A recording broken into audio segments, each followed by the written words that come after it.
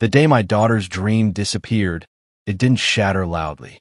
It vanished the way air leaves a room, slow, silent, until you suddenly realize you can't breathe. Emma was sitting on the edge of her bed when I walked in. Hoodie strings twisted around her fingers like she was trying to tie herself together. Her eyes were red, but the tears were gone. That was the part that scared me. She'd already cried the loud part somewhere else. "Dad," she whispered, holding out her phone. It was her savings account, the one she opened at 13. She named it France in big capital letters. Balance, $378. For 3 years, she'd worked Friday nights babysitting the Henderson kids down the street. Movie nights, she skipped. School dances, she said no to. Every dollar went into that account. 3 years of work. $4,200. Gone.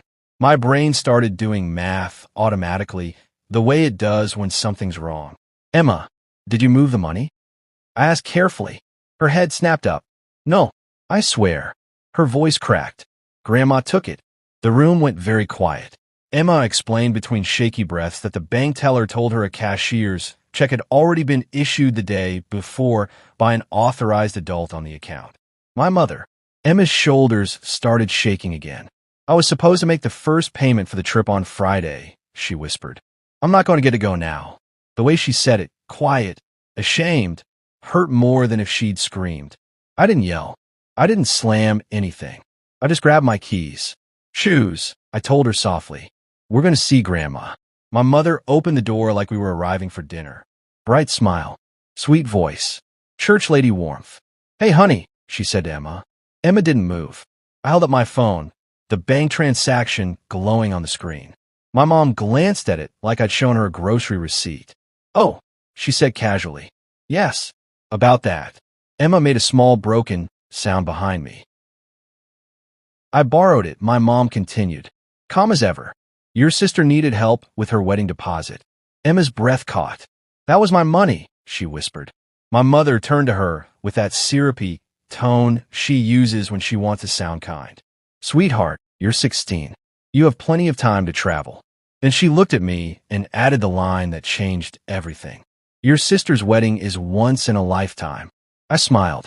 "You're right," I said, and that should have been the end of the conversation. But it wasn't the end of the story, because what my mother didn't know, what none of them knew, was that 3 months earlier I'd already solved their wedding problem. Quietly, behind the scenes, I'd paid the venue myself. $31,000.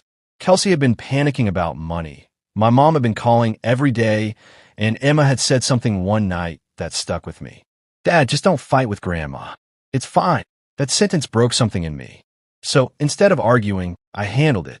Found the venue on my sister's Pinterest board. Called them. Signed a contract under my name. Paid the deposit. No drama. No credit. Just peace. Or at least, I thought it was peace. Until the moment my mother stood there, smiling, while my daughter cried over stolen money. That's when the math changed. The next morning, I opened the contract. Right there in the cancellation policy, it said, full refund minus $500 if canceled more than 120 days before the event. We were 130 days out. I stared at the screen for a long time. Then I sent one email. Just one sentence. "Hello. I'm requesting cancellation for the June 14th event per contract terms." 20 minutes later, the reply came back. Refund, $30,500. Clean. Simple. Done. When I handed my mother the demand letter later that afternoon, 72 hours to return Emma's $4,200, she finally looked nervous. "You wouldn't," she said. "I already did," I told her. She frowned. "Did what?" I opened the email confirmation and showed her. "Venue canceled. Refund processing." Her face drained of color. "You paid for the venue," she whispered. "Yes." "You can't cancel it," she snapped. "Kelsey will be humiliated." I thought about Emma, sitting at our kitchen table, blaming herself for trusting her grandmother. Then I said the calmest thing I've ever said in my life. "If your wedding only works when you steal from my kid, it doesn't deserve to happen." Her phone started ringing inside the house. Over and over. Probably my sister. Probably screaming. I didn't wait to find out. I walked back to the car, where Emma was sitting quietly in the passenger seat. She looked up at me the way kids do when they're trying to read your face like a weather forecast. I handed her my phone. She read the email. Her eyes widened. You canceled it? She asked softly. I nodded. For me? For you, I said. She stared out the window for a long moment. Then she asked something I still think about. Does this mean I'm finally more important than them?